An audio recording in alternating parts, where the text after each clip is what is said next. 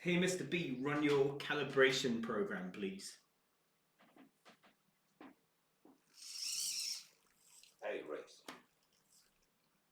The calibration sequence is now running in the background. It's designed to keep everything responsive while it works its magic.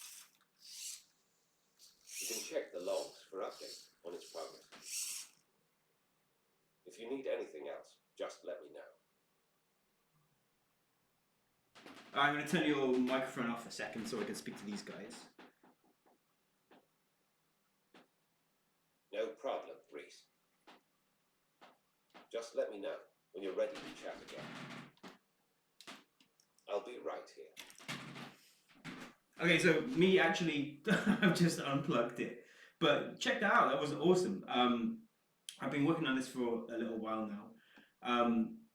Let me tell you what is actually happening in the background. So I've got a Jetson Nano Orin Super happening, or I don't know what the right combination of words is there.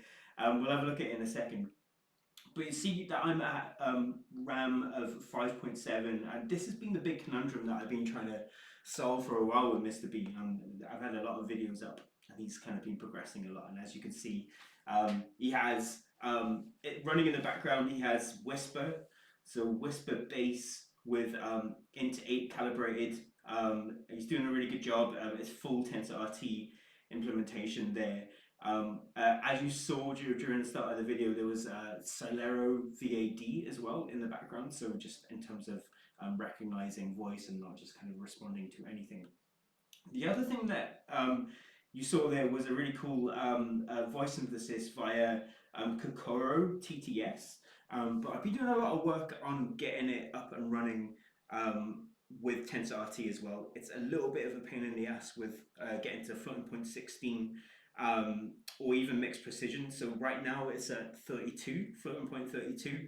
I've got a couple of uh, very experimental scripts on the go right now. We're very experimental patches right now to try and get him to floating point 16. And right now I'm relying on OpenAI, just GPT-4o Mini for the LLM. But you can see I'm trying to squeeze out as much as I can to have something local.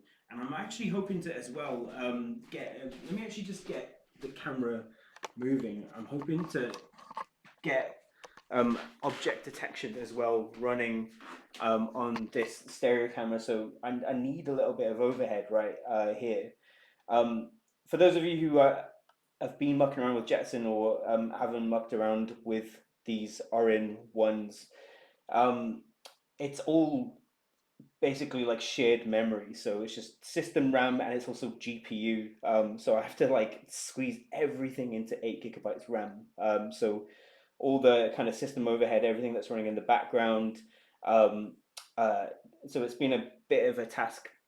So if I can squeeze out a little bit more with Wisp and Kokoro as I go, I'm gonna hopefully be able to squeeze in one of the lighter llamas or like Quen, um, or there's a bunch of other smaller guys that are on the field, and maybe like a yellow if I can.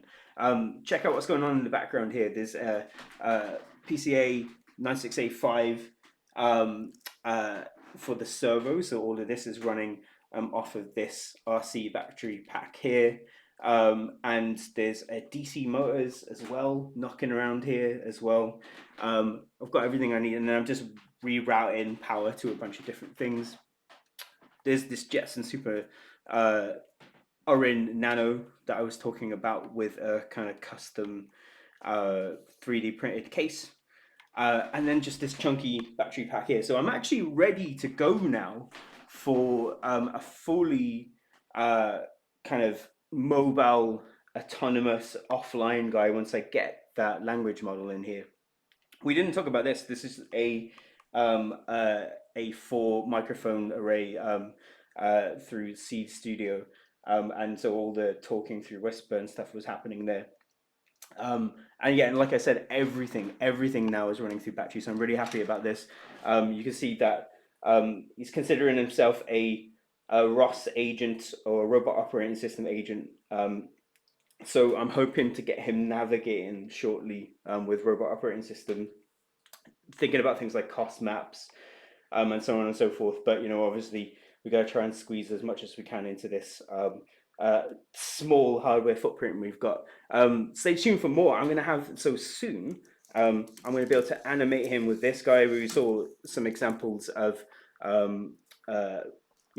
moving towards reinforcement learning with kind of imitation learning as a prerequisite to that, all these different ideas. But what I want to do is take this and make all of those animations a lot easier to kind of put together. So I'm basically just going to record a bunch of animation banks and so on, so you can say hello and so on, and then we'll have voice tracking. So the cool thing about this for microphone array is this is directional as well. So what will be really cool is if I'm talking at him, and obviously we can trigger functions like we saw in that early demo there, but as well as triggering functions, I'd love the mic direction to also have him look at the user or look at a person that's talking to him, as well as obviously tracking with localized objects detection and so on and so forth.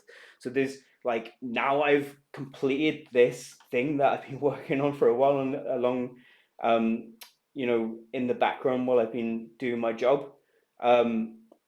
This is the big kind of bounding board I needed, the big springboard I needed to kind of see this guy walking around or rolling around my flat. So keep tuned. I'm going to stop rambling on. I'm really excited about this. Let me know if you have any questions about it. I'm going to post everything that I've used. I'm still working on a private repository for him right now. It's very, very complicated. It's getting very messy.